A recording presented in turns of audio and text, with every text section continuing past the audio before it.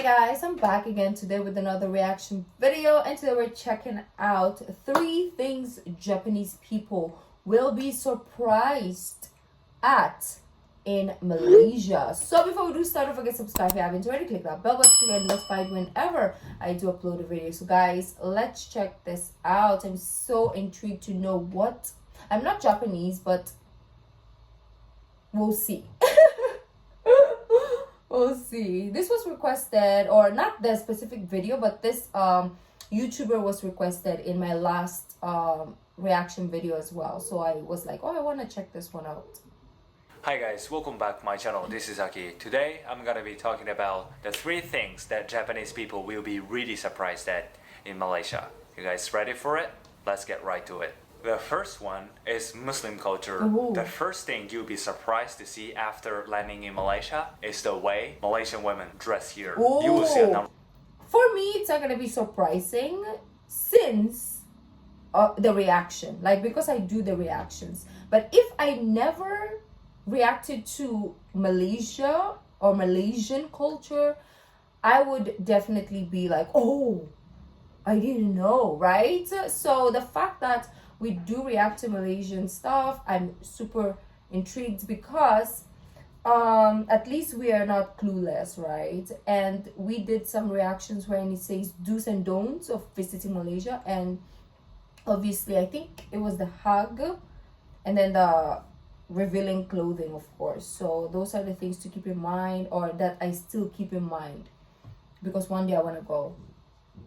To see after landing in Malaysia is the way Malaysian women dress here. You will see a number of women who cover themselves with this kind of clothes. Actually, 60% of Malaysians are Muslims. So according to their rules, women cannot show their skin to others in public. With so many people being Muslims, people don't really eat pork here, which is considered to be an impure animal among Muslims. So there are a few shops or restaurants where you can find pork. Even at a big supermarket, pork meat section is limited to the corner of the shop sometimes. Oh, that is so interesting. Because I've never been to a country, I'm thinking, wherein it's majority are Muslims. So that is a first. I didn't really think about it also in depth. So the fact that he is letting us know is really great. And also he is very good at articulating himself, because I can't articulate myself properly, and he's really good, and he makes it very easy to understand what he's saying. Even at a big supermarket, pork meat section is limited to the corner of the shop sometimes. Alcohol is not a prohibition for Muslim people, so drinking is not a huge culture in Malaysia because government puts a lot of tax on alcohol. Basically, things are very cheap in Malaysia, but when it comes to alcohol, they are very expensive, like even more expensive than Japan sometimes. Ooh. One more fact related to Muslim culture is that there is a 1-month period called Ramadan where Muslim people cannot eat any food or even drink water from early in the morning till evening. So in this period, restaurants run by Muslims tend to be closed daytime and open at night from 7:20 p.m. So you might be surprised to see them at first, but don't worry, if you're from outside, nobody will take your food away or give you a cold look for drinking alcohol. Second one is bathroom. This one I will try to describe as clean way as possible. Alright? So in Japan and all the countries that I have visited in my life, after you do the thing you do in bathroom, you clean the area with paper. And I'd have been thinking that it's the only way that ever.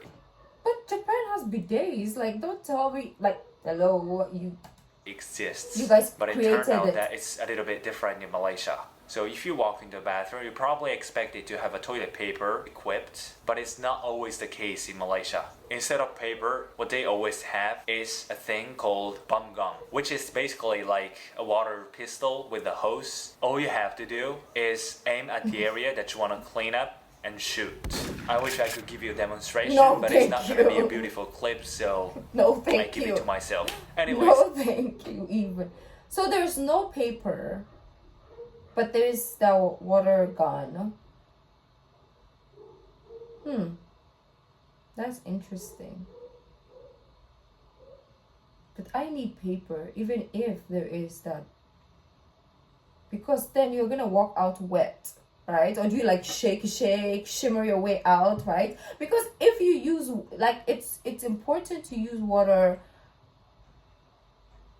after the paper. Like, it's what I want is paper, water, and then paper to pat dry the place, right? Because if you just have that water thing and you walk away, you're just gonna drip water. They'll think you're just peeing on yourself, right? So it's either you shake yourself inside, do some Shakira dancing, and then probably will work, or you air dry your bumalams. Okay, I'm talking too much. Demonstration, but it's not gonna be a beautiful clip, so I keep it to myself. Anyways, it's way easier than you imagine. Some of you might ask me like, Aki, I don't have a gun license. Do I have to give up on cleaning my ass and walk away? It's so cruel. No worries, mate. Using a bomb gun requires no license. Just needs a little practice though. When I first saw this Malaysian bathroom thing, I was like, nah, I'm just gonna carry paper around and stick to the good old way, bro. But a few weeks ago, the day finally came where I had no choice but to rely on the bomb gun because I forgot to bring paper with me.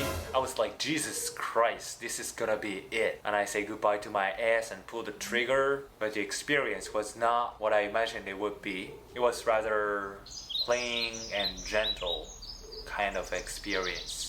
I'm not going into too much detail right now, but I found it somehow cleaner and better than using paper. Give it a shot if you doubt it. The third one is the laid-back atmosphere. This one, a lot of Japanese people will be really surprised and even shocked. But at the same time, I'm sure that a lot of people will appreciate.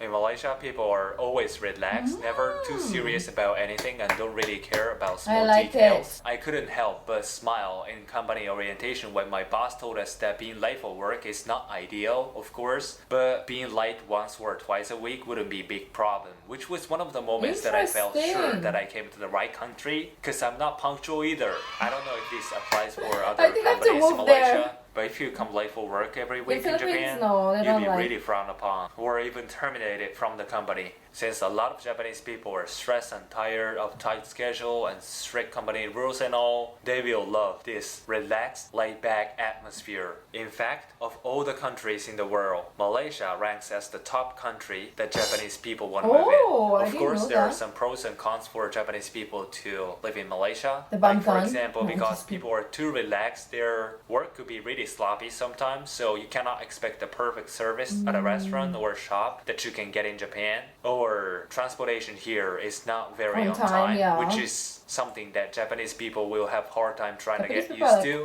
But with all the shortcomings, Malaysia is a very good place for Japanese people to live, in my opinion. So that's it for today's video. If you have any questions about Malaysia, just feel free to ask me. And if you are interested in living in Malaysia, leave some comments in the comment section. I'll read them all and get it back to you. So I'll see you guys very soon in the next video. Till then, take care.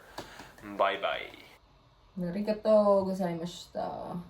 Well, that was really informative. There's so much in short period of time that he let us know. We keep learning, and like I said, it's open now for tourists. I can go there, but it's literally the wrong timing ever. Like, when will I step foot in Malaysia? Let me know. I don't know, because the moment when I had time, lockdown. Now that I don't have the means to go there, it's open. Like, universe, world, what is this? But anyways, I guess if it's meant to be, it will be, and I hope that is before the end of 2022. So let me know what you guys thought. If you like this video, don't forget to give this video a thumbs up. Actually, my passport is expired, so I have to renew it. So maybe I should focus on that first. Because imagine I book a ticket right now and I go to the airport and they're like, excuse me, are you okay? Your passport is literally not viable. But anyways, yeah. Subscribe and I'll see you in the next video. Bye.